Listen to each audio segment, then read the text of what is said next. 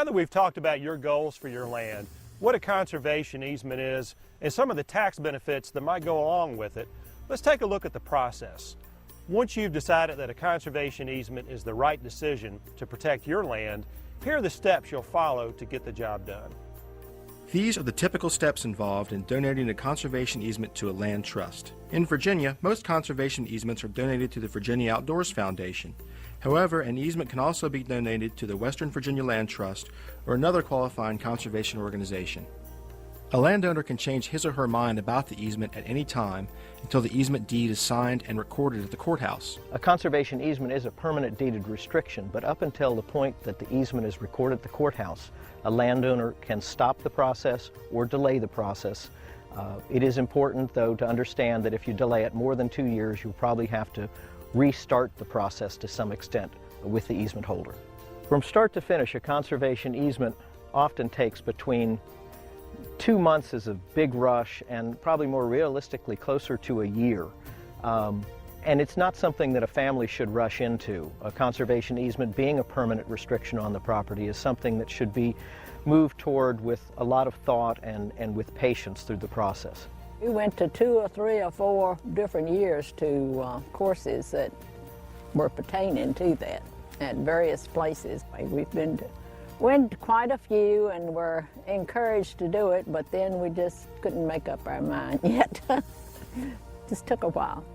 From what I gather, George Kegley and others debated on it for a good while and considered a lot of things before they went into it.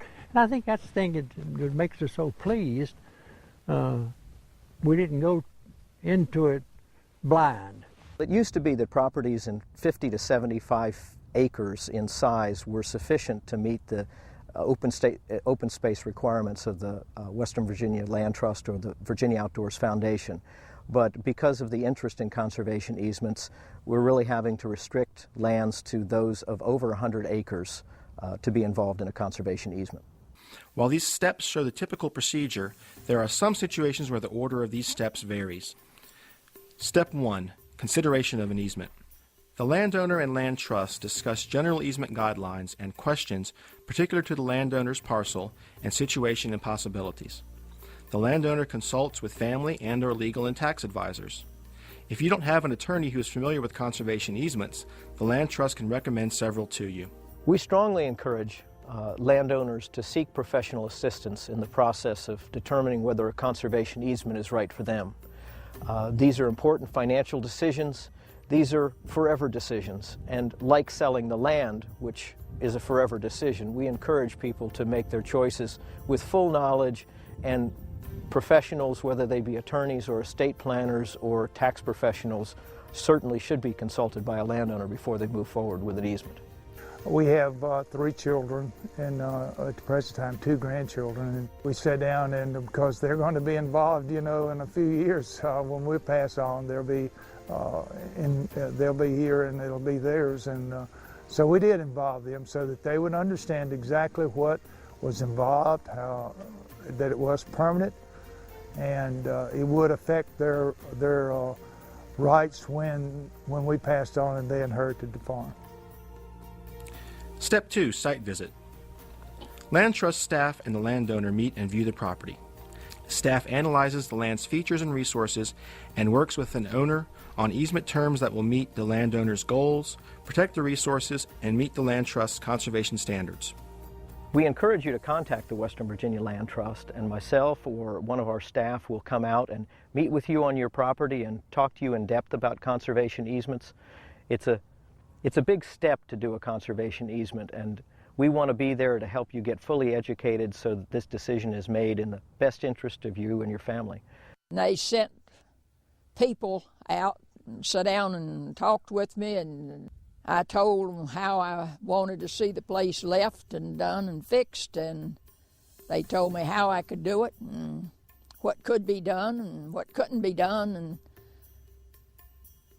and I found all of it interesting, and I answered my questions well.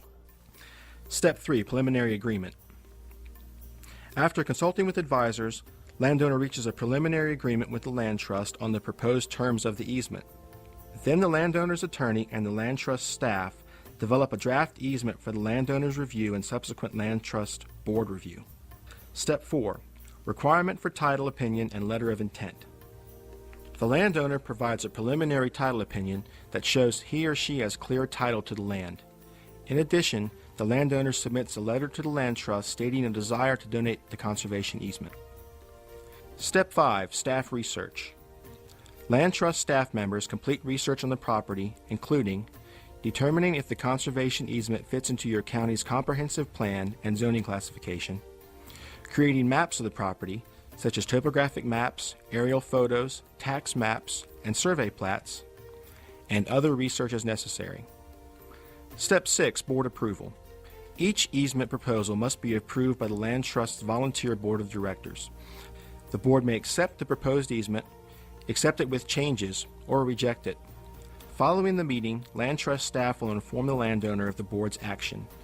If the board requires changes to the proposed terms of the easement, the landowner must consider and agree to the changes in order to proceed. Board approval does not obligate the landowner to complete the easement. If a landowner is working with the Virginia Outdoors Foundation, he or she has 2 years from the approval of the easement by their board to finalize and record the easement. However, if the landowner proposes a change in any terms of the easement that would result in a less restrictive easement than what was previously approved, the easement will need to be reapproved by the board. Now that you have an approved draft easement, landowners who wish to receive a federal tax deduction or state land preservation tax credits can hire an appraiser to determine the value of their easement donation. The appraiser will use your approved draft easement to see what rights you're giving up on the property and provide you with a detailed appraisal report that you will need when you apply for your tax credits or file your taxes. Step 7. Follow-up visit. Land Trust staff make a return visit for documentation of the property, photographing key features and natural and open space resources, as well as all structures in any areas of particular mention in the draft easement. Step 8. Baseline documentation report. Land Trust staff summarize the condition of your property in a document called a baseline documentation report. The report may include a summary sheet, a topographic map showing the boundary of the property, aerial photos, county tax maps, available survey plats, and photographs keyed to a map. The landowner reviews the information, then signs and returns an acknowledgement attesting to its accuracy.